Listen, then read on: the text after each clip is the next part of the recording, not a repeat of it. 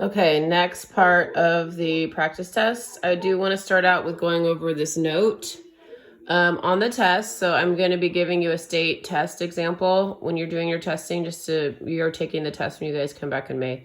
So I'm trying to go over all of that with you. Sometimes they will use the words mole ratio for the chemical equation. And I want you to know that that just simply means that it's the whole number coefficients when you balance a reaction. So what I'm saying is that they may ask you, like when you're looking over here at this chemical reaction, let's do one where they actually have, okay, let's look at the one that I already did with the charges on top in red.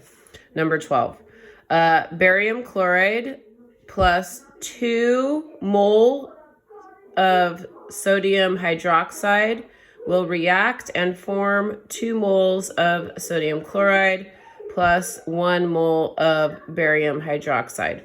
So 1 mole barium chloride, 2 moles sodium hydroxide reacts and forms 2 moles sodium chloride, 1 mole barium hydroxide. Notice all I'm doing here is before I was sort of saying, okay, do the whole number coefficients, which is also acceptable language for chemical reaction and balancing. But the test I noticed for state will bring up the words mole ratio instead of whole number coefficients.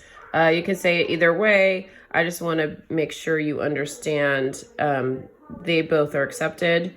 And what does that come back to? It's something we learned in the first semester about how 1 mole is 6.02 times 10 to the 23rd atoms or molecules, dots, so to speak. So it's 1 mole is a lab-sized portion of particles. And those particles could be anything. They could be atoms, they could be molecules, compounds, whatever you've got. Those little particles are so small, as we said, in your hand. You've got more atoms in your hand than you have pieces of sand in all the, planet. So we don't really have the ability to deal with just one atom or molecule. So when we are writing these chemical reactions, even though it looks like we're saying, oh, 1 barium chloride compound would react with 2 sodium hydroxide compounds and form 2 sodium chloride compounds plus 1 barium hydroxide compound. Yes, that's true, but we can't ever get just 1 or 2 of these tiny little things. So we usually have moles, and we speak in that mole language because that's a lab-sized portion, 6.02 times 10 to the 23rd. So moving that over twice and adding 21 zeros on the end of it. It's a large amount. So we just call it a mole, sort of like the word dozen. We don't want to go pick up a dozen donuts. We want a nice size amount, or eggs. We want 12. So we just use the word dozen to refer to a number. Okay. Anyways, that's just a review, but they will speak on the test. And, you can pause your test and go back to my lecture notes. You can go and re-watch this if you need when you're answering the questions. I've made it so that you can do the test, pause, and then go in and try to do it through research on the internet if you need to.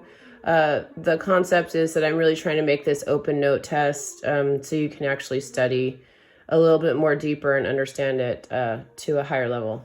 Anyways, it will say mole ratio for the chemical equation is blah, blah, blah, blah, blah. So what type of question they'll probably say is, what is the mole ratio when it's correctly balanced for this chemical formula? So all they're asking is, it's a 1 to 2 to 2 to 1 mole ratio. Or they may actually use the names of the chemicals like I did earlier. Okay, moving on.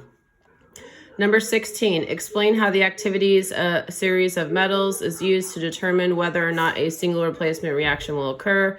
Well, we just did that. That's what I just went over last with the activity series. It is the hotness scale. Here we go. One more time. This is being used. Things on top are more reactive chemically. But I said to understand it in your brain, it's like a hotness scale. The hotter on top will be able to kick out things below. And so if you're doing that single replacement reaction, you're not going to just say, yeah, for sure, it always happens. You're going to go here and say, okay, well, is it on top? It'll kick out things below. If it's below, it's not hot enough to kick out things above it. And one example we had was the very first type of reaction for single replacement that we ever did in lecture notes. There was no reaction that happened because hydrogen could not kick out zinc. When you went to the hotness scale, so hydrogen is right here. See, it's in red. Zinc's right there. Hydrogen's below. It's not hot enough. Can't kick out zinc. So zinc is going to stay in that relationship with the nitrate and no reaction will occur. You actually just say no reaction. So that is the answer to number 16. So you guys can write that down. I would say things on top can kick out things below it, but things on bottom or lower can't, no reaction. I actually use RXN because it's easier, no reaction. Okay, anyways. Next one, I just explained 17 for you. It's already copied on your notes. Explain why hydrogen is listed in the activity series, even though hydrogen is not a metal. Because, and this was something you had in your last quiz on Illuminate, hydrogen has that ability to be either H plus or H minus. That should be a minus charge, sorry guys. And so it can act like a positive ion or a negative ion because it is only needs one more to be happy. So if it gains one more and becomes H minus, it's going to have a full stable shell because then it's helium, like the noble gas helium. So that's easy for it to do, but sometimes actually it'll just remove all of its electrons. Hydrogen only has one electron and sometimes it'll just say, okay, I'm just going to get rid of it. So it'll be a plus charge and that's it. So if that happens, that's also stable. So that's why. Because of the fact that it can act like both, it's on there. And it happens to be in column 1 because we just happen to find that hydrogen, when it bonds with other chemicals, it usually forms the H plus version. So yes, it's on the left side of the periodic table because of that. And it acts like a positive cation and it's put in with the positive cation metals on the activity series, not the negative side. And that's just because we don't really see it happening on the negative side as much. It typically likes to be a plus, but not always. But that's why it's on that side of the activity series. What I mean by that side of the activity series, let me just go ahead and show you what I'm talking about. Look what I did. Cute, Joel. Hold on one second. I'm videotaping for school. Okay, so that means you've got hydrogen here on the left side as a positive ion, not here on the negative side. And that's what I'm talking about. Love you, Mama. Love you too. Say hi to my students. Hello. All right, I gotta finish. Okay. All right, anyways, going back, number 18, why are combustion reactions considered exceptions to the rule of chemical reactions? What they're saying is, how come they're not in these 4 format types that I already went over, and they're not in here? We didn't have them in here. And it's just because it's something you have to memorize. It's not following a swapping out pattern or breaking up or coming together. It's always just a exact memorized route. And so that's why I say, hey, these are the boxes. Put any number in the boxes for your hydrocarbon. And then this part, this is the part you just cut and paste. Like you just, whatever you do, it's always going to be O2. Oxygen will react with that hydrocarbon. Sometimes it's a C, it could be C1H4, like methane gas that we used in our lab.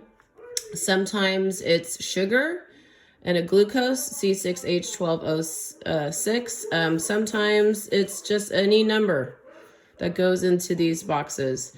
But whenever you see a carbon, hydrogen, and possibly an oxygen, sometimes yes, it has it, and sometimes no, it doesn't. So it's optional to, be one or the other, have the oxygen on or not. But the format is always that you have a hydrocarbon, which is either C box, H box, that means any number goes in the box, or it has CHO combination. Then it always reacts with the oxygen in the air, and it forms carbon dioxide gas and water. And also, you don't have to put these in the same order. So you could put H2 over here and CO2. That's a common question. Doesn't really matter. So that's why it's not considered a typical chemical reaction. It's an exception to the rule. I don't know if it's really a rule, but it just doesn't follow the swapping partner stuff. It just always does what it does. Okay, I'm going to stop here because I think this video is long enough, and I'm going to go through the next.